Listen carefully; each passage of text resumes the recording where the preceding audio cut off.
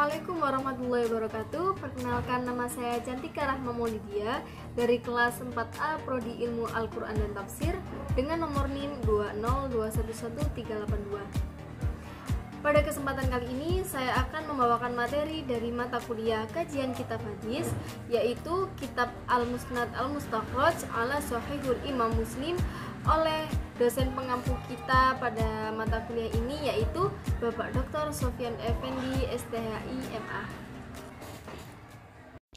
Baik, pada materi kali ini saya akan menjelaskan tentang kitab Al-Mustakhraj Imam Abu Nuaim. Pada poin pertama, yaitu ada biografi Imam Abu Nuaim.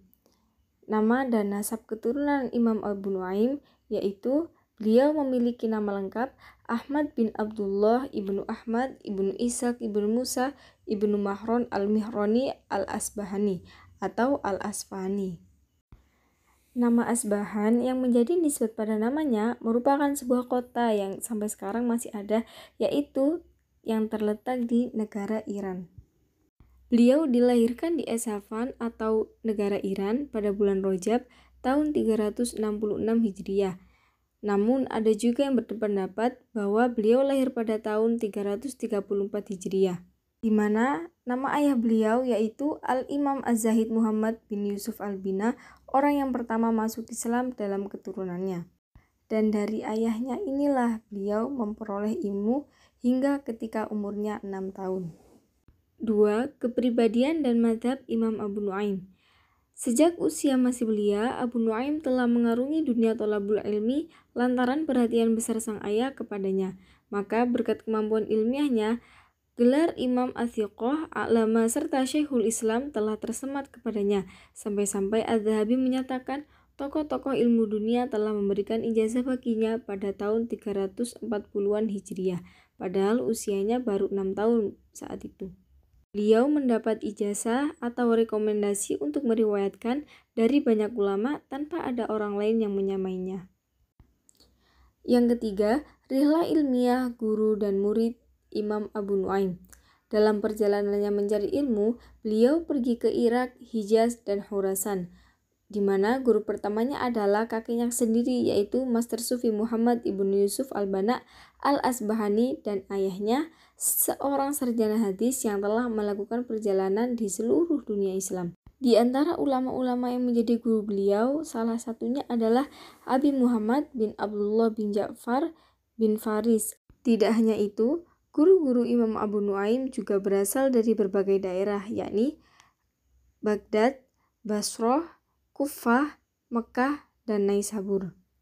Selain mempunyai guru yang banyak, dalam kitab ini juga meriwayatkan banyaknya murid-murid beliau. 4. Karya-karya Imam Abu Nuaim. Beliau memperkaya khazanah pustaka Islam dengan karya-karyanya yang masyhur dan tersebar luas. Sebagiannya telah diterbitkan, namun sebagian yang lain masih dalam tumpukan manuskrip dan sebagian yang lain hilang. Di antara kitab-kitab yang dinisbatkan kepadanya adalah 1. Al-Ajza Al-Wakhishaf, di mana kitab ini disebutkan oleh Al-Hafiz Az-Zahabi dalam biografi Al-Hafiz Abu Ali Hasan bin Ali Al-Wakhishi. 2. Ahadis Muhammad bin Abdullah bin Ja'far Al-Jabiri. 3. Ahadis Masyayikh Abi Qasim Abdurrahman bin Abbas Al-Bazar Al-Asam, dan lain sebagainya. 5. Penilaian para ulama tentang Imam Abu Nuaim.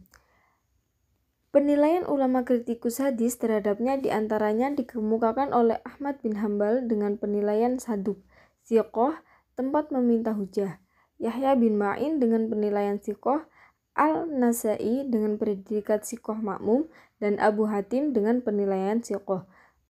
Berdasarkan kritikan dari para kritikus tersebut, menunjukkan bahwa Imam Abu Nuaim memiliki kepribadian yang terpuji dalam periwayatan hadis, termasuk dari muridnya yakni Ahmad bin Hambal dengan penilaian tingkat tinggi. Poin kedua yakni Kitab Al-Mustakhraj Abu Nuaim.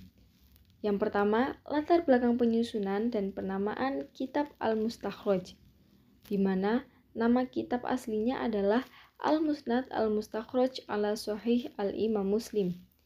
Kitab ini menggunakan metode pengklasifikasian menurut bab fikih, walaupun terdapat bab tentang iman pada awal kitab dan ada juga satu bab berjudul Ad-Din Nasihat yang isinya berupa nasihat untuk agama dan keutamaan nasihat. 2. Isi kitab Al-Mustakhraj Abu Nu'aim. Dari contoh yang saya cantumkan di dalam video, dapat diketahui bahwa sanad Imam Muslim dan Abu Nu'aim bertemu atau berkumpul pada Syu'bah, Mansur, dan Rabi'i. Sebagaimana yang dilakukan oleh Imam Muslim dalam muqaddimahnya, Abu Nu'aim juga mengawali Al-Mustakhrajnya dengan menyebut rawi-rawi yang cacat dan tidak diterima hadisnya. Lalu beliau menyusun tingkatan rawi-rawi tersebut berurutan sesuai huruf mu'jam atau alfabet. 3.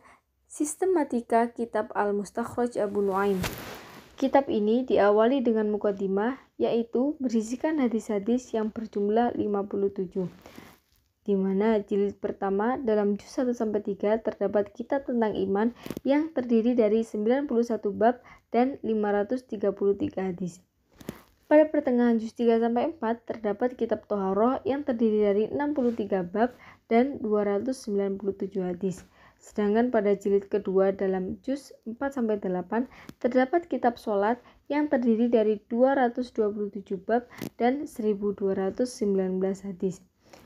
Lalu pada jilid ketiga dalam juz 9 terdapat kitab Janais yang terdiri dari 28 bab dan 144 hadis. Pada jilid ketiga dalam juz 9-10 terdapat kitab zakat yang terdiri dari 26 bab dan 215 hadis. 4. Metode dan kualitas hadis-hadis kitab Al-Mustakhraj Abu Nu'aim. 4. Metode dan kualitas hadis. Metode yang digunakan hadis mustakhraj ala Sahih Muslim adalah sebagai berikut. Yang pertama, ulul isnad. 2. Menggunakan banyak jalur apabila terjadi suatu pertentangan dari hadis tersebut. 3. Menggunakan hadis-hadis yang tidak dipakai oleh para muhaddisin. 4. Didasarkan pada lafal-lafal tertentu. Kitab ini umumnya memiliki jalur sanad yang bisa dibilang panjang. Hal itu dikarenakan Abu Nu'aim adalah ulama yang hidup pada masa abad keempat yang membuat jalur periwayatan hadis semakin jauh dan kualitas rawi yang lebih rentan dari dhaif. Dan yang terakhir yaitu penilaian para ulama tentang kitab Al-Mustakhraj Abu Nu'aim. Menurut kitab ini, Abu Nu'aim memiliki kedudukan yang tinggi di antara para ulama. Beliau adalah ulama yang hafal banyak hadis dan mampu menjelaskan tingkatan sanad yang tinggi yang tidak ada tandingannya dan menjadi sandera bagi penghafal hadis lainnya. Demikian materi yang dapat saya sampaikan. Apabila terdapat banyak kekurangan dan kesalahan, saya mohon maaf.